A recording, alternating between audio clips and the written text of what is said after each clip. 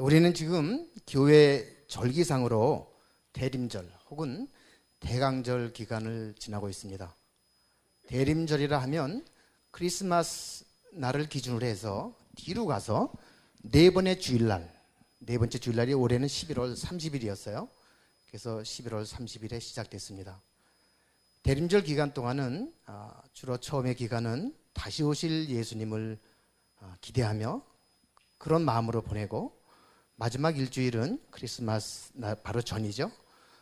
초림하신 탄생하셨던 예수님을 기리면서 감사하면서 보내는 기간입니다. 오늘은 대림절 기간의 마지막 주일이기 때문에 예수님의 탄생 부분을 본문으로 정해서 저와 여러분이 함께 은혜를 나누고자 합니다. 기도 드리고 2000년 전 시간으로 한번 거슬러 올라가 보겠습니다. 잠시 기도하겠습니다. 아버지 하나님, 가장 부족한 종을 아버지 사랑하시는 새누리 교인들 앞에 세우셨습니다.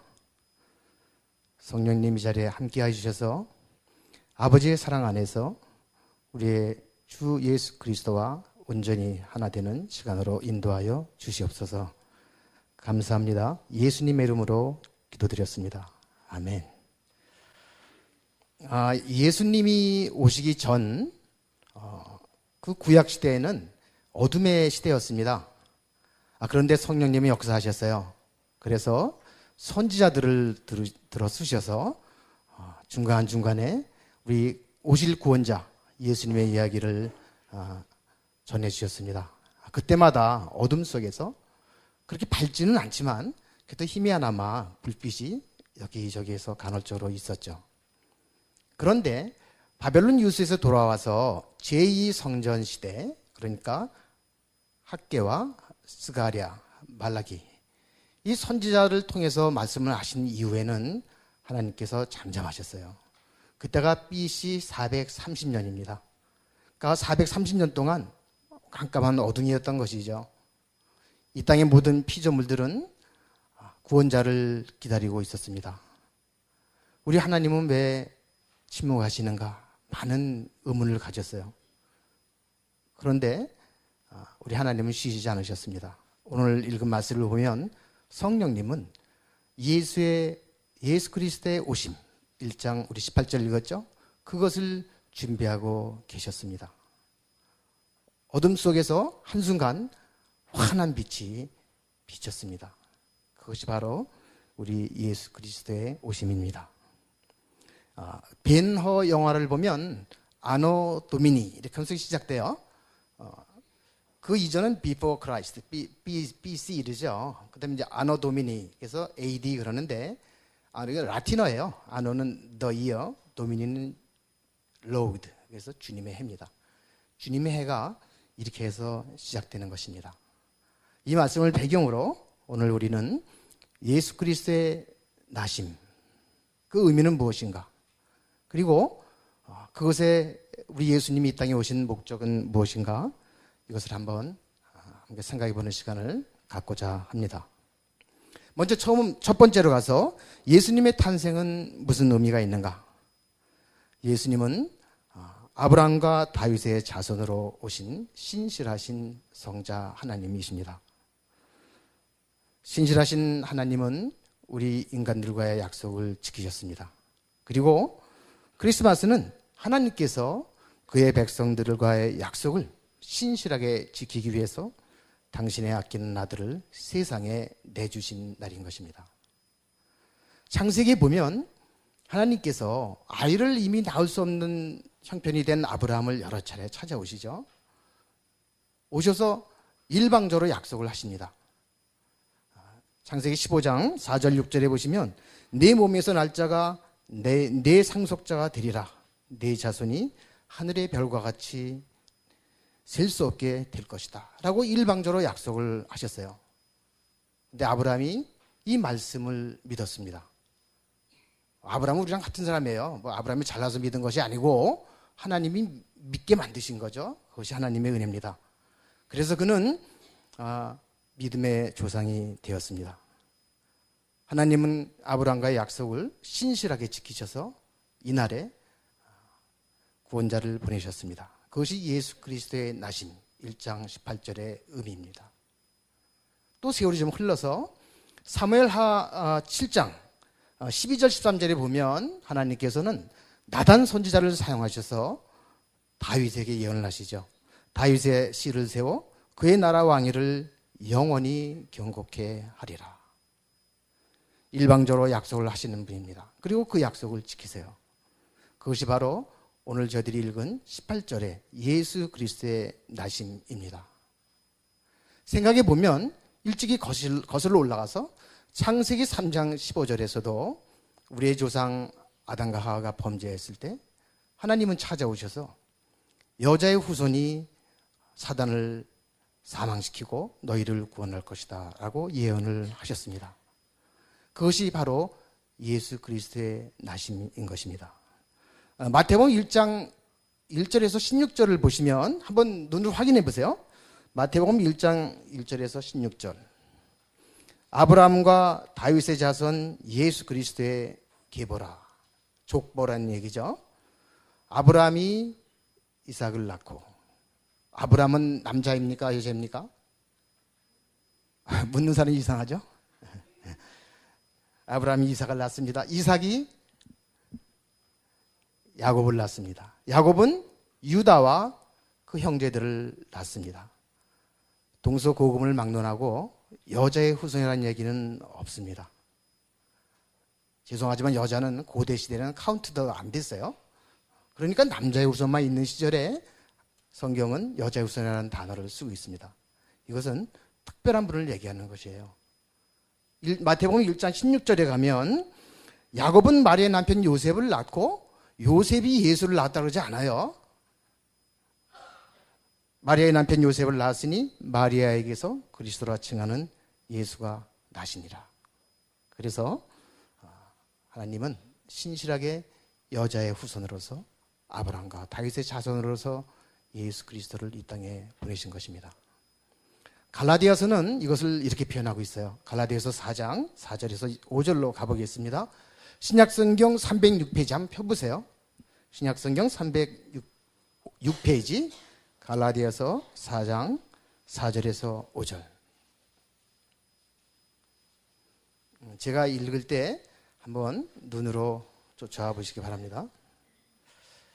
때가 참에 하나님이 정하신 시간이 되어서 하나님이 그 아들을 보내사 성부 하나님이 성자 하나님을 보내사 여자에게서 나게 하시고 창세기 3장 15절 말씀을 성취하려고 남자가 아닌 성령님이 동정녀에게 잉태하시고 율법 아래에 나게 하신 것은 인간의 모습으로 이 땅에 오신 것은 율법 아래에 있는 자들을 죄인인 인간들을 속량하시고 죄값을 대신 치루어 그들의 죄로부터 구하시고 우리로 아들의 명분을 얻게 하려 하심이라. 우리를 자녀로 삼기 위해 하심이라. 이렇게 되는 것이죠. 이것이 바로 마태복음 1장 18절에서 예수 그리스도의 나심인 것입니다. 하나님의 아들이 여자의 후손인 인간의 모습으로 그리고 아브라함과 다윗의 자손으로 이 땅에 오신 날이 크리스마스입니다. 세상은 이날의 선물을 교환하면서 사실 마치 자기들의 생일인 양 즐겁게 보내고 있습니다. 그렇지만 사실은 우리의 아버지이신 하나님에게는 이날이 가장 슬픈 날이었습니다. 여러분 외아들을 죽이겠어요? 여러분이 대신 죽겠어요? 하나님은 저와 여러분을 양자로 삼기 위해서 친아들인 예수 그리스도를 이 세상에 내주신 것입니다. 무한이신 하나님이, 성자 하나님이 유한한 시간과 공간 축속으로 들어오시는 것입니다. 몇십 년 못 가는 이 썩어질 인간의 장막을 입으시고 그 안에 비집고 들어가세요. 무한하신 분이. 그래서 이 세상으로 저와 여러분을 찾아서 들어오신 날이 크리스마스인 것입니다. 그래서 이것을 묵상하다 보면 어느새 눈물이 핑 돌곤 해요. 사실은 이것은 하나님의 열심이며 우리가 저항할 수 없는 하나님의 은혜인 것입니다. 그러므로 우리 크리스찬들은 이 날을 좀 더 세상 사람들과는 달리 하나님께 감사하는 마음으로 경건하게 보내야겠습니다. 근데 안타까운 것은 바로 그 순간 어둠이 거치고 빛이 왔는데 빛이 어둠에 빛이 돼 어둠이 깨닫지 못하더라. 사도 요한은 1장 4절에서 이렇게 기록하고 있어요. 그럼 이것이 그때만의 문제인가? 아니요. 오늘날도 세상은 이 빛을 모르고 있습니다. 세상은 영적인 소경인 것이죠. 이 빛을 보는 사람은 저와 여러분밖에 없습니다. 신자들밖에 없어요. 그러므로 우리 크리스찬들은 이 빛을 보지 못하는 사람들에게 그의 빛에 들어가게 하신 예수님의 아름다운 덕을 선포하면서 살 필요가 있습니다. 필요가 있는 게 아니라 의무가 있는 것이죠. 우리 남은 시간들을 이러한 삶을 살아내시는 우리 사랑하는 새누리 가족들이 되시기를 축원합니다. 이것이 예수 그리스도의 오심의 의미예요. 그럼 왜 이 땅에 오셨는가? 구체적으로 한번 그 목적을 살펴보겠습니다. 첫 번째로 예수님은 이 땅에 왜 오셨을까요? 우리의 병을 고쳐주러 오셨나요? 성경이 많이 기록되어 있습니다. 그렇죠. 그럴 능력이 있으시죠. 우리의 경제적인 문제, 빵 문제, 이걸 해결해 주시러 이 땅에 오셨나요? 그러실 수 있죠. 밥공기 5개와 고등어 2마리면은 대한민국 사람 다 먹이실 수도 있을 거예요. 그럴 능력이 있으신 분입니다. 근데 그것 때문에 오신 것은 아니에요. 병을 고쳐봤자, 배불리 먹여봤자 어차피 죄인들은 죽게 돼 있어요. 그래서 성경은 이렇게 얘기하고 있죠. 우리 21절 말씀을 우리 방금 읽었지만 우리 한번 합독해 보도록 하겠습니다. 1장 21절 한 목소리로 합독합니다. 시작. 아들을 낳으리니 이름을 예수로 하라. 이는 그가 자기 백성을 그들의 죄에서 구원할 자이심이라 하니라. 아멘. 성경은 예수님이 오심을 저와 여러분을 죄로부터 구원하시려고 오셨다고 얘기하고 있습니다. 죄의 삭은 사망이기 때문에 사망의 권세로부터 저와 여러분을 구원하시려고 이 땅에 오신 것이죠. 자기를 죽일 인간들을 살리기 위해서 당신은 죽을 작정을 하고 이 땅으로 찾아오신 것입니다. 하나님은 아브라함을 테스트하기 위해서 이삭을 바치라고 했어요. 그죠? 그런데 사실은 하나님은 이삭을 바치라고 테스트하셨지만 그 훨씬 이전에 저와 여러분을 위해서 당신의 아들 독생자 예수 그리스도 성자 하나님을 죽이실 계획을 가지고 계셨던 것이죠. 그래서 바로 그 산, 그 모리아산, 그 산에 예루살렘 성전을 짓게 하시고 그 옆 골고다 언덕에서 이삭 대신에 저와 여러분 대신에 당신의 아들이신 성자 예수님, 성자 하나님이신 예수 그리스도를 십자가에 못 박으신 것입니다. 이것이 그분의 이 땅에 오신 첫 번째 목적이죠. 그러면 성자 하나님이신 예수 그리스도가 왜 십자가에 달리셔야만 했을까요?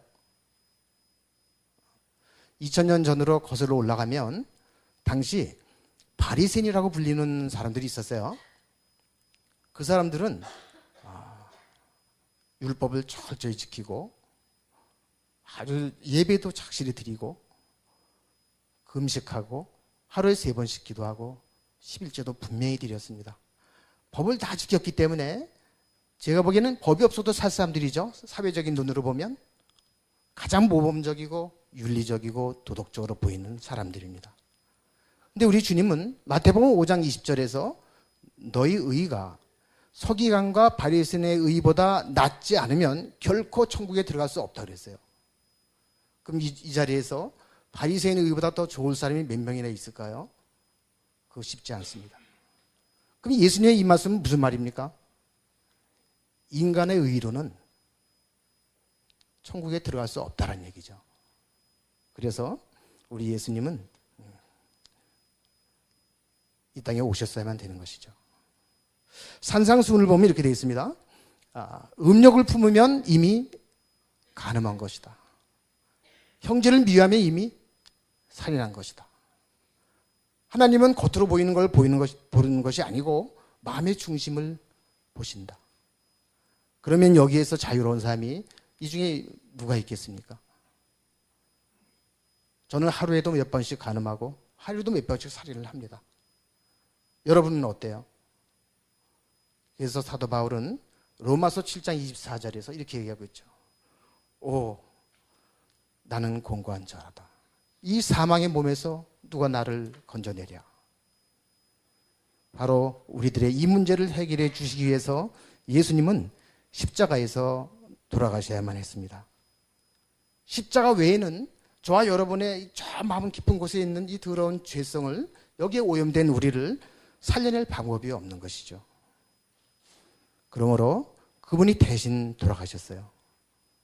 이제 저와 여러분이 살 길은 그 십자가로 가는 방법 외에는 다른 방법이 없습니다.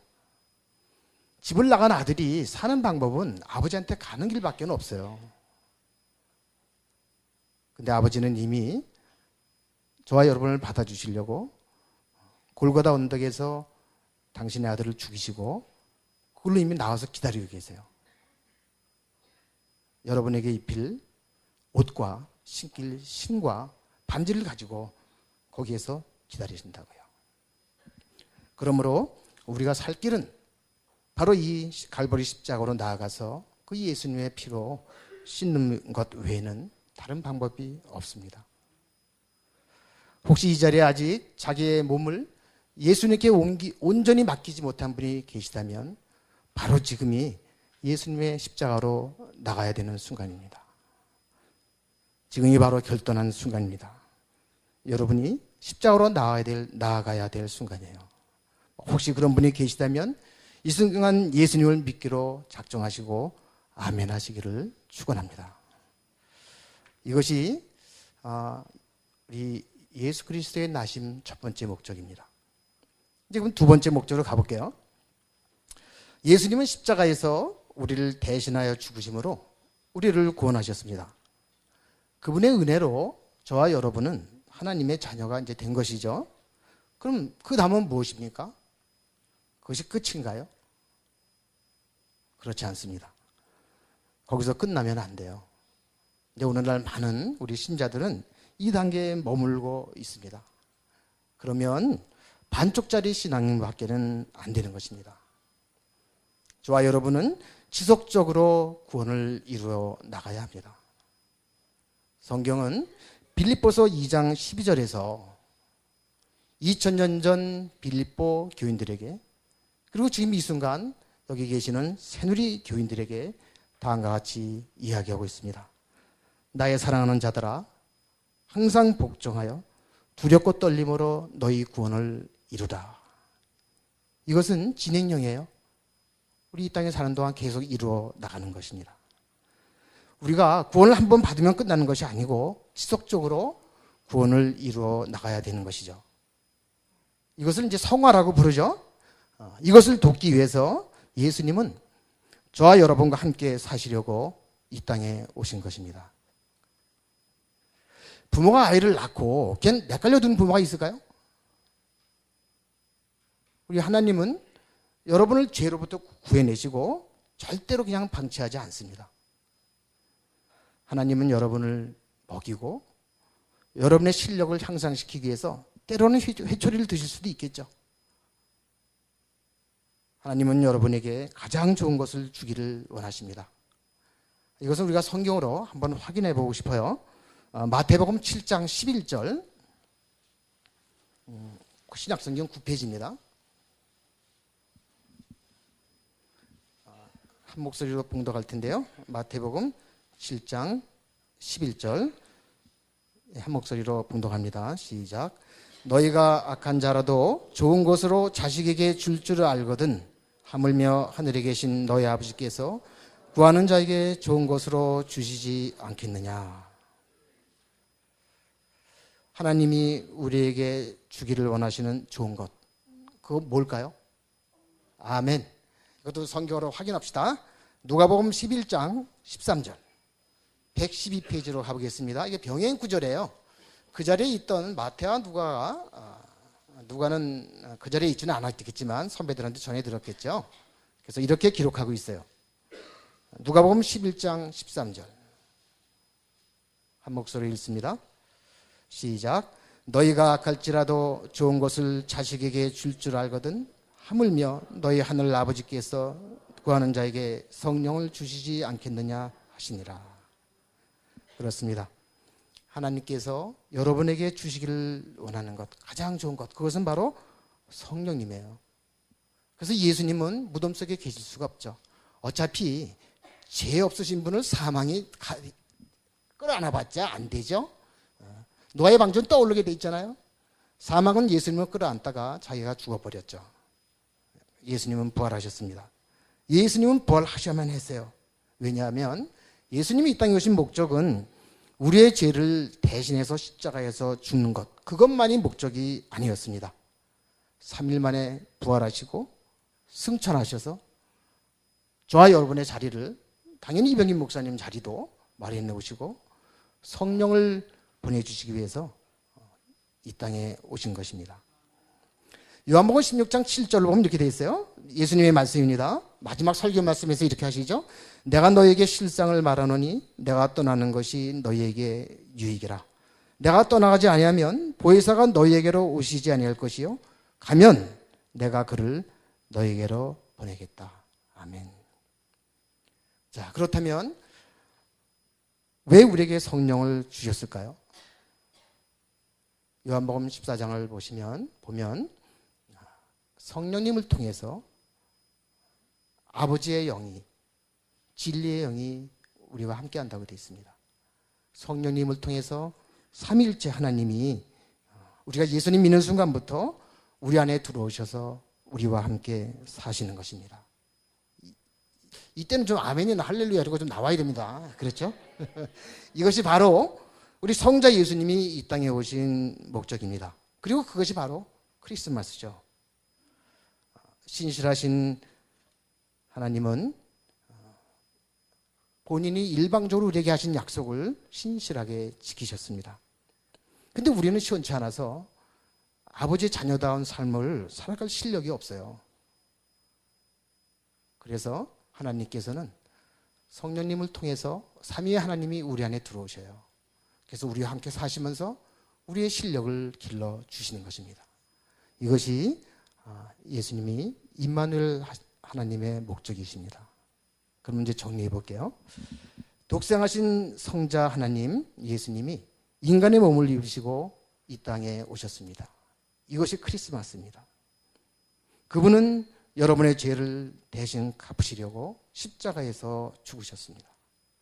그 결과로 예수님을 믿는 사람은, 그리고 여러분은, 저는 죄와 사망의 권세로부터 해방되었습니다. 이것이 예수님이 십자가의 의미이며 예수님이 이 땅에 오신 첫 번째 목적입니다. 그럼 이것이 전부가 아니죠. 그분은 부활하셔서 지금도 살아계신 하나님이십니다. 여러분 안에서 함께 하시는 하나님이신 것이죠. 성령님을 통해서 삼위의 하나님이 여러분과 함께 하시는 것입니다. 이것이 바로 임마누엘 하나님이신 예수님의 진정한 의미인 것이죠. 끝이 아니고요. 하나 더 있습니다. 신실하게 약속을 지키시는 그 하나님, 예수님은 이 땅에 다시 오시겠다고 약속하셨습니다. 그분은 약속하신 대로 반드시 이 땅에 재림할 것입니다. 그날에는 저와 여러분이 완성된 몸으로 우리 예수님과 함께 만날 것입니다. 오늘 글을 쓴 마태도 만나고요. 갈라디아서를 써줬던 바울도 만나고 예수의 탄생을 BC 8세기에 예언했던 이사야 선지자도 만나고 이병임 목사님도 만나겠죠. 네. 그래서 우리 그날을 다시 만나게 될 날을 기대하면서 남은 삶을 잘 살아야 되겠죠. 우리가 차를 타고 달릴 때 바람이 이렇게 지나가죠. 지금도 우리에게 남겨진 시간들은 유한하죠. 우리가 가지는 삶은 여러분 유한합니다. 별거 아니에요. 화살같이 달려가고 벼락같이 다가올 것입니다. 그 시간들 속에 있는 우리의 삶의 현실은 어떨 때는 달기도 하지만 어떨 때는 슬프고 억울하고 고통이 있습니다. 그러나 걱정하지 마세요. 우리의 주님은 여러분이 어떠한 사망의 음침한 골짜기를 갈지라도 여러분과 함께 가시는 것입니다. 저와 여러분이 시원치 않아서 아주 연약해서 우리가 예수님이 가기를 원하지 않는데도 발길이 가요. 그런데 우리 주님은 그거 뭐라고 안 하시고 같이 따라와 주세요. 이것도 감사하죠. 그러나 언젠가는 주님이 원하는 곳으로 우리의 발길이 가고 있는 우리 스스로의 모습을 우리가 발견할 날이 있을 거예요. 왜냐하면 우리 안에 계시는 주님이 우리를 그렇게 장성하도록 만들어 가실 것이기 때문에 그렇습니다. 이제 2014년 또 한 해가 가고 있습니다. 새로운 한 해가 다가오고 있죠. 우리가 여러분이 건강하게 두 발로 이 땅을 걸어 다닐 시간이 그렇게 많지 않아요. 우리가 서로 사랑을 나누면서 사랑을 베풀 시간도 그렇게 많지 않습니다. 시간은 화살같이 와서 지나가고 그날은 벼락같이 다가올 것입니다. 우리 사랑하는 새누리 가족 여러분, 내가 세상 끝날까지 너희와 항상 함께 있으리라. 말씀 기억하시면서 주님과 함께하는 삶을 몸과 마음으로 느끼세요. 느끼시면서 허락된 시간 1초 1초를 아끼면서 의미 있게 우리 주님과 함께 보내는 새누리 가족 여러분 한 사람 한 사람이 되기를 주님의 이름으로 축원합니다. 기도하겠습니다. 하나님 아버지, 대림절을 지나면서 예수님이 이 땅에 오신 목적을 다시 한번 생각해보고 그 의미를 깨닫게 하여 주심을 감사드립니다. 우리가 이 땅에 사는 동안에 항상 삼위의 하나님이 우리와 함께 하심을 느끼면서 하나님이 나와 함께 하신다는 즐거움으로 허락된 시간들을 보낼 수 있도록 인도하여 주시옵소서. 예수님의 이름으로 기도합니다. 아멘.